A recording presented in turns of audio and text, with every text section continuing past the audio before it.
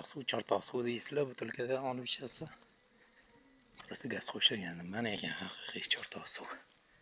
Mana yerda bo'ladi.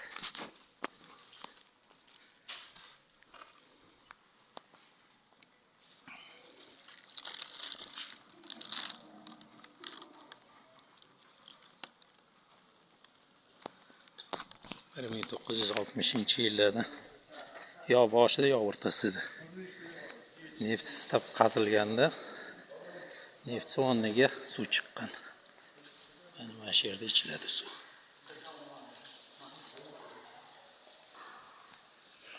Haqiqiy suv. 100% madanli suv mana shu yerda.